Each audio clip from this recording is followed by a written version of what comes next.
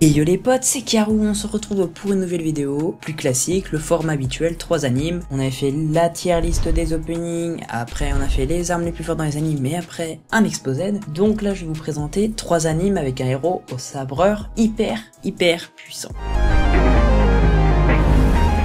Donc le premier anime c'est Noragami. Yato est un dieu mineur dont le rêve est de devenir la divinité la plus vénérée du pays, avec son propre temple et ses cérémonies. Pour ce faire, il exauce n'importe quelle demande contre une rémunération de 5 yens. Au cours de l'une de ses missions, il manque de se faire écraser par un bus qu'il évite grâce à une lycéenne, Iori Iki. N'ayant pu éviter le véhicule, la jeune fille verra son âme se séparer de son corps lorsqu'elle s'endort. Refusant de rester dans cet état, Iori demandera à Yato de l'aider à retrouver son état originel. En attendant de trouver une solution, sa condition va lui permettre de découvrir un autre univers collé au sien qui est aussi fascinant que dangereux, le monde des esprits. C'est l'un des premiers animes que j'ai regardé et c'est validé. Un personnage principal auquel on peut s'identifier facilement, des liens qui se créent et qui sont intéressants, des situations gaguesques qui font hausser un petit sourire.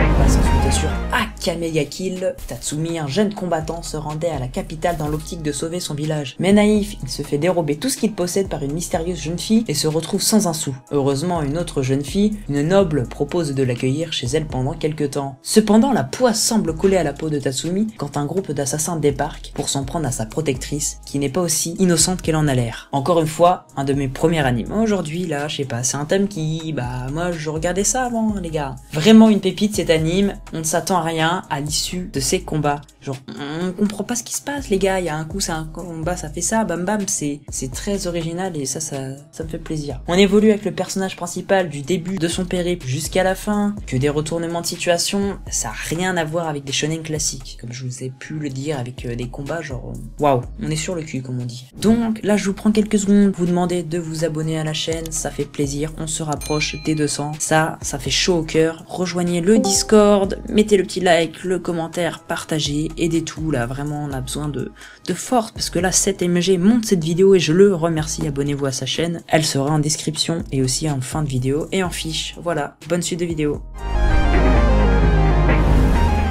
Pour terminer, Dororo, alors Yakimaru est infirme, 48 parties de son corps ont été vendues à autant de démons avant sa naissance. Rafistolé par un chirurgien compatissant adolescent, il se découvre d'étranges pouvoirs psychiques. Accompagné de Dororo, un petit voleur espiègle, il arpente le Japon à la recherche d'un endroit où vivre en paix. Affrontant au passage esprit et force obscure, cet anime est excellent. Des combats épiques et on suit les aventures d'un duo exceptionnel. Une histoire palpitante qui s'amplifie au fur et à mesure de l'avancée de nos héros en passant par toutes les émotions.